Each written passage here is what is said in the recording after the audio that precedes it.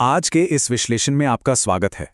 सोचिए, एक समय था जब भूगोल का मतलब सिर्फ पहाड़ों, नदियों और आबादी के बारे में पढ़ना होता था, एकदम साधारण और वर्णनात्मक। लेकिन आज कहानी बिल्कुल बदल चुकी है। आज का भूगोल सिर्फ नक्शे बनाने तक सीमित नहीं है, बल्कि ये एक हाईटेक महाशक्ति बन चुका है। शहरी नियोजन हो, पर्यावरण को बचाना हो या फिर किसी आपदा की तैयारी, आधुनिक तकनीक ने इस विषय को पूरी तरह से बदल कर रख दिया है। तो चलिए आज गहराई से समझते हैं कि आखिर इस बड़े बदलाव को जमीनी स्तर पर कैसे लागू किया जा रहा है। अब यहाँ एक बड़ा सवाल उठता है। एक ऐसा विषय जो कभी सिर्फ थ्योरी तक सीमित था, वो अचानक से हमारे अस्तित्व के लिए एक हाईटेक टूल में कैसे बदल जाता है? और सच कहूं तो इसका जवाब सिर्फ किताबों में नहीं, बल्कि असली व्यवहारिक ट्रेनिंग में है। इसका सबसे शानदार उदाहरण हमें मंगलदई कॉलेज के भूगोल विभाग और जियो सेंटर कॉरपोरेशन के बीच हुई एक कमाल की साझेदारी में देखने को मिलता है। इन्होंने मिलकर जीआईएस और इसके अनुप्रयोग पर एक ऐसी गहन इंटर्नशिप तैयार की जिसने छात्रों को सीधे इस तकनीकी क्रांति के बीचों बीच लाकर खड़ा कर दिया। तो इस पूरी यात्रा को हम 5 मुख्य पड़ावों में समझने वाले हैं। पहला, भूगोल का विकास। दूसरा, ओपन सोर्स क्यूजीआईएस में महारत हासिल करना। तीसरा, ड्रोन के जरिए सेंटीमीटर स्तर की सटीकता। चौथा, जमीनी स्तर पर माइक्रो मैपिंग। और अंत में हम देखेंगे कि इन सब का छात्रों पर असल में क्या प्रभाव पड़ा। चलिए शुरू करते हैं। सबसे पहले बात करते हैं हमारे पहले पड़ाव की, भूगोल का विकास, यानी सिद्धांतों से निकलकर व्यावहारिक दुनिया में कदम रखना। आज के समय में भौगोलिक डेटा इतना जटिल हो गया है कि युवाओं को सिर्फ थ्योरी पढ़ाना काफी नहीं है, उन्हें आधुनिक उपकरणों का इस्तेमाल करना भी आना चाहिए। इसी बात को ध्यान में रखते हुए इस 120 घंटे के इंटर्नशिप प्रोग्राम को बेहद दिलचस्प तरीके से डिजाइन किया गया। इसे आप एक ब्लेंडेड मेथोडोलॉजी कह सकते हैं। इसमें 60 घंटे की ऑनलाइन थ्योरी क्लासेस शामिल थीं ताकि कॉन्सेप्ट्स एकदम क्लियर हो जाएं।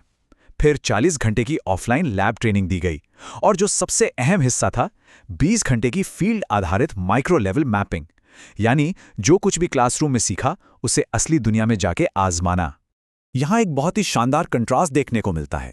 जरा सोचिए, एक तरफ छात्र गहन इंडोर माहौल में कंप्यूटर स्क्रीन पर भारी भरकम डेटा का विश्लेषण कर रहे हैं और वहीं दूसरी तरफ वो खुले मैदानों में एक टीम की तरह मिलकर जमीनी स्तर पर काम कर रहे हैं। ये दृश्य साफ तौर पर दिखाता है कि ये प्रोग्राम सिर्फ किताबों तक सीमित नहीं था, बल्कि इसने थ्योरी और जमीनी हकीकत के बीच एक बहुत ही मजबूत पुल बनाने का काम किया है।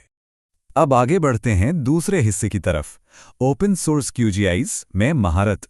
ये आज के समय का डिजिटल डेस्कटॉप है। किसी भी आधुनिक शहरी योजनाकार या भूगोलवेत्ता के लिए ये सॉफ्टवेयर एक ब्रह्मास्त्र की तरह है।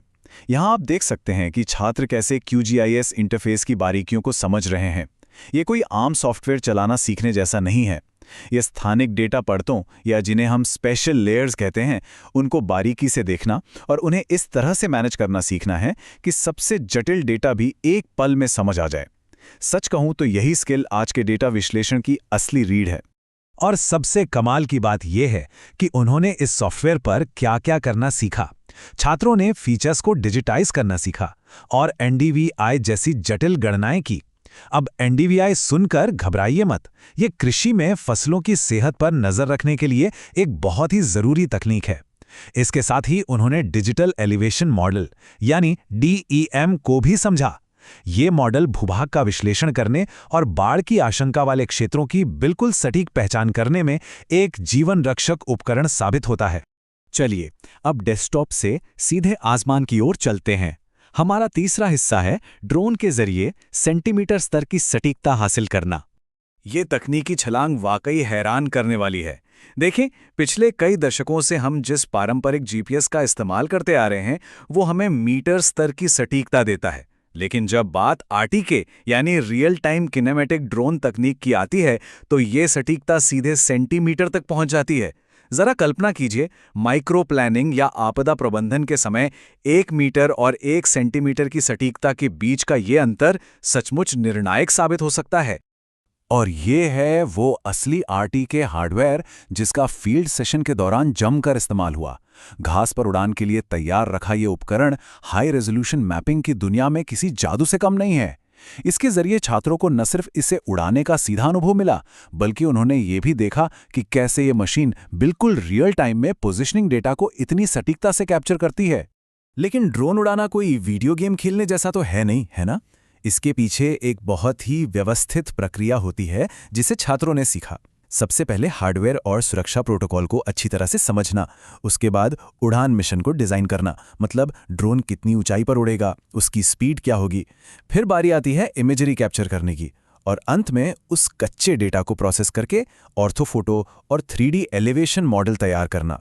अब बात करते हैं चौथे पहलू की, जमीनी स्तर पर माइक्रो लेवल मैपिंग, आसमान से वापस जमीन से जुड़ने का समय।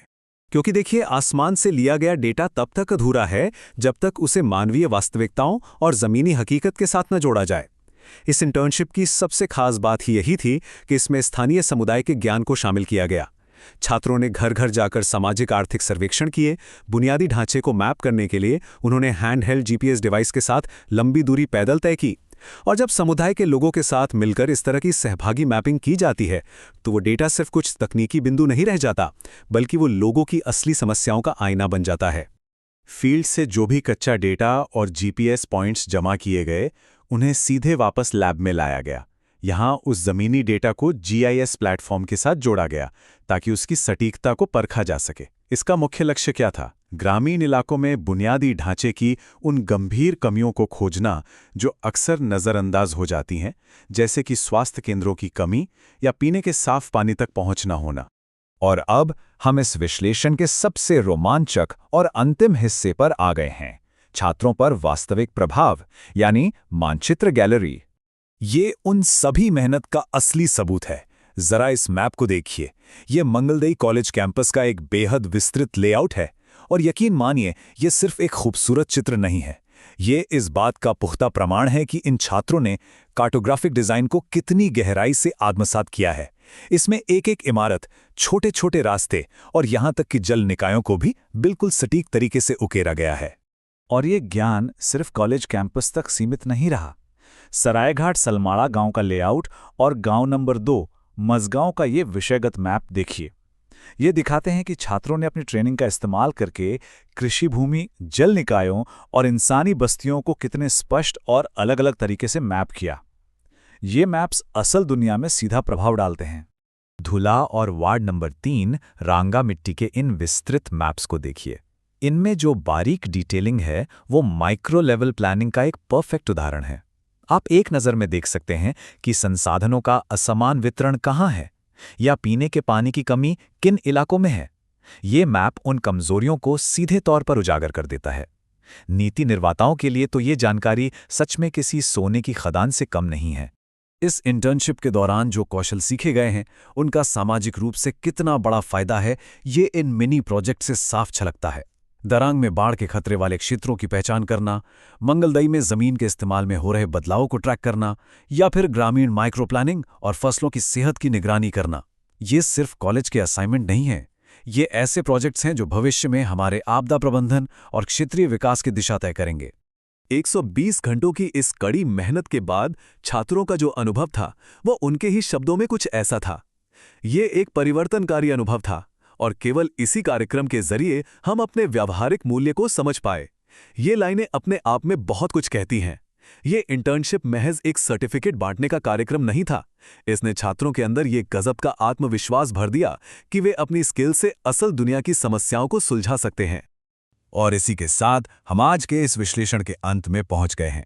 मंगलदेई कॉलेज और जियो सेंटर की यह पहल सचमुच एक शानदार मिसाल है, लेकिन जाते जाते यह हमें एक बहुत ही गहरे सवाल के साथ छोड़ जाती है।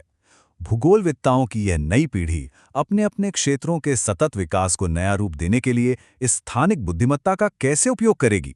जब इतनी उन्नत तकनीक को जमीनी स्तर के ज्ञान के साथ मिला दिया जाता है, तो भविष्य की संभावनाएं कितनी असीम हो जाती हैं। इस पर जरूर सोचिएगा। हमारे साथ इस विश्लेषण में जुड़ने के लिए आपका बहुत बहुत धन्यवाद।